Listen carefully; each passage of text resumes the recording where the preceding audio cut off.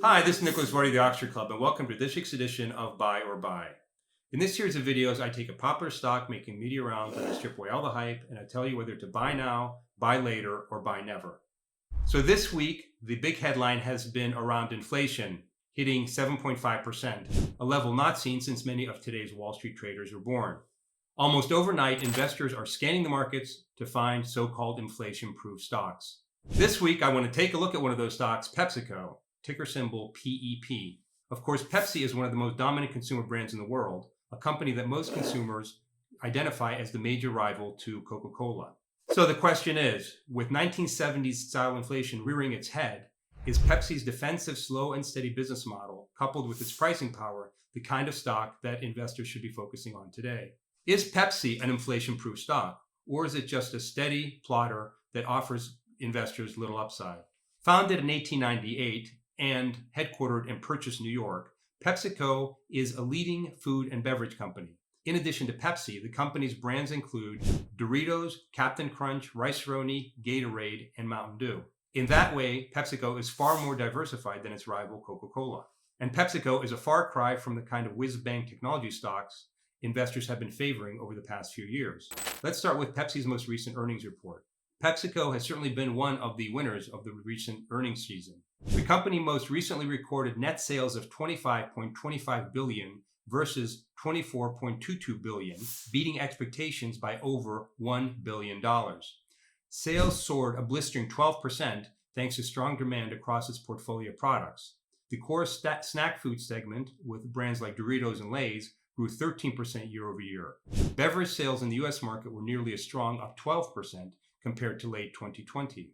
Overall, diluted earnings per share came in at $1.53 per share versus expectations of $1.52 per share. Let me set out the bull case for PepsiCo.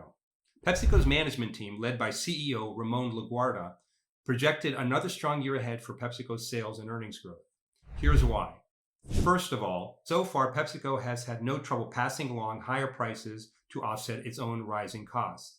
Specifically, prices jumped by a whopping 7% in Q4 compared to a 5% boost in sales volume. This suggests that PepsiCo has achieved a solid balance between price increases and rising volumes. This in turn lends credence to Pepsi's claim that it is an inflation-proof business. Second, PepsiCo has thrived during the pandemic and its growth rate actually accelerated. It closed 2021 with 9.5% higher organic sales. By way of comparison, revenue expanded by just a 4% pace in 2020 and 5% in 2019 before the pandemic hit. Third, PepsiCo plans to deliver more cash to its investors than ever. PepsiCo's stock buyback program is expanding from $100 million in 2021 to a whopping $8 billion in 2022. The company has also raised its dividends by 7%, beginning with the June payment. When that payout occurs, it will mark Pepsi's 50th consecutive annual increase in dividends. Now let's take a look at the bear case for Pepsi. First, like most other consumer goods companies and manufacturers, PepsiCo has faced higher prices for inputs, including the sugar for their soft drinks, the aluminum they use for cans, and the cost of shipping all their goods around the world. Hugh Johnston, PepsiCo's chief financial officer, expects these cost pressures to continue through 2023. Inflationary pressures have already hurt Pepsi's profits as costs rose for trucking, agricultural commodities, and packaging. Despite beating Wall Street's estimates on most measures, PepsiCo's operating profits actually fell by 9% in 2021. Second, although Pepsi has been successful in passing on its increased cost to its consumers, at the start of this inflationary period, it's unclear whether it will be able to do that indefinitely. PepsiCo CFO Johnston expects prices to rise by high single digits to 10% in the coming year. But at some point, these price increases may hit sales across a wide range of PepsiCo products. And finally, PepsiCo is fundamentally a defensive consumer stock. It just cranks out cash steadily and reliably. That's another way to say it's kind of boring. The company is forecasting 6% organic growth for 2022 and an 8% increase in core earnings per share. Now that is a far cry from the double-digit rises that investors in whiz-bang tech stock have been used to over the past few years. And the reality is that no matter how you slice it, PepsiCo is not a story stock that is promising to change the world. Put another way, PepsiCo is far more Warren Buffett than it is Cathie Woods of ARK Invest. Now, before I render my final verdict, don't forget to sign up for Liberty Through Wealth, a free e-letter I contribute to twice a week. Just click on the link below.